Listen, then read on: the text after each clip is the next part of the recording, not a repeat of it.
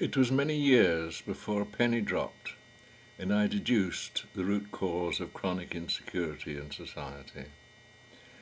All living things, from viruses to people, face three problems of existence. They have to be overcome by each and every individual individually. They are finding food, surviving, and reproducing. Before you can reproduce, you must avoid dangers and survive, and to survive you must find food. Most living things are assisted by instinct in the resolution of these problems. Human beings are not. As creatures became more highly evolved, there was a gradual replacement of instinct by knowledge and reason. For all other animals, much of the knowledge they need for survival is either inborn or quickly learnt from the group. Fledgling birds, for example, do not have to go to school to learn how to fly or build a nest. Human beings, on the other hand, are born ignorant. They have to learn from the culture into which they are born how to survive in the ambient environment, be it forest or urban jungle.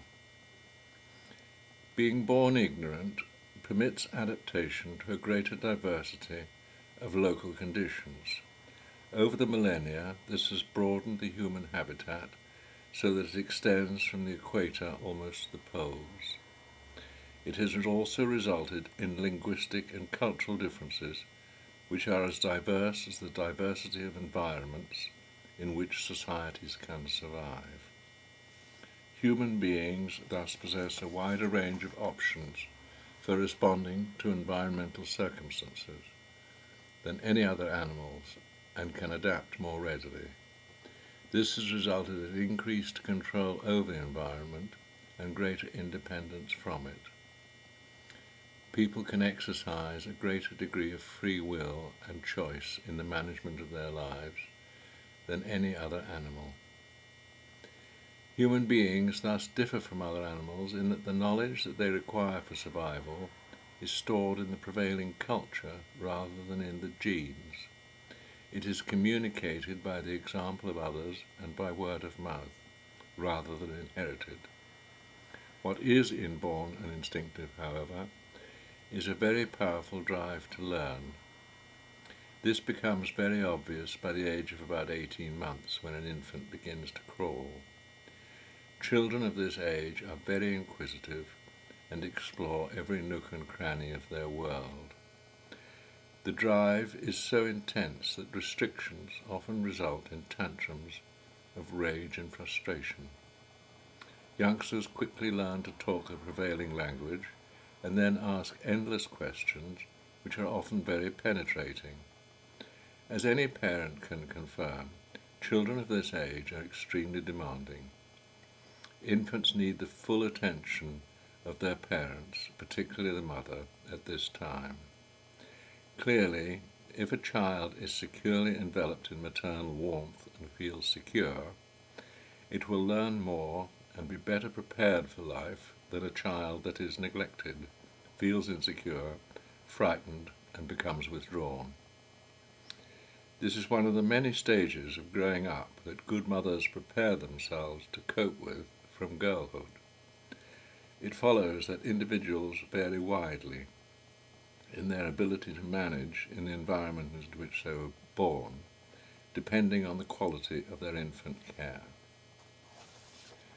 However, in the Cultural Revolution of the 60s, the post-war generations were encouraged to reject much of the traditional teaching that's been handed down from their ancestors.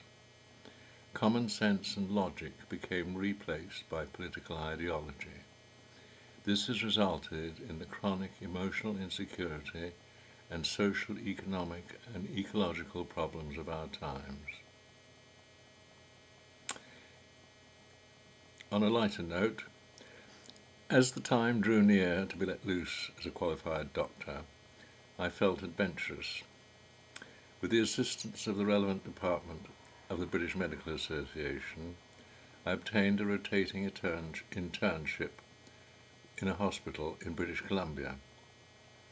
The pay was $200 a month, half the pay of a hospital porter. The hospital very kindly lent me the plane fare. On arrival in February 1963, I was immediately put to work in the casualty department. Suturing lacerations and dressing the wounds of belligerent drunks was a common task. As they relaxed on the operating table, they underwent a personality change and chatted away, giving glimpses of their tender souls. I formed the opinion that men are just as sensitive as women, possibly more so, and that failing to recognize this lay at the root of many domestic conflicts. Other interns warned that the concept of rotating internship was a fiction, and that all the hospital authorities wanted was staff for casualty. They advised I refused to sign a contract.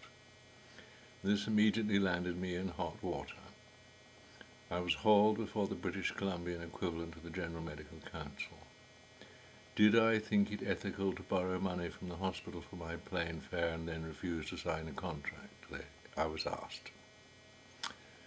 Did the council think it ethical for a hospital to advertise clinical training for interns when all it wanted was cheap clinical staff for casualty? I replied, and that was the end of the matter.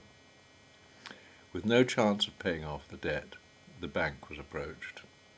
The manager was unexpectedly generous. As a medically qualified landed immigrant, I was the credit risk that bankers dream of. Not only was it possible to pay off the hospital, I was able to buy a small car. Bye.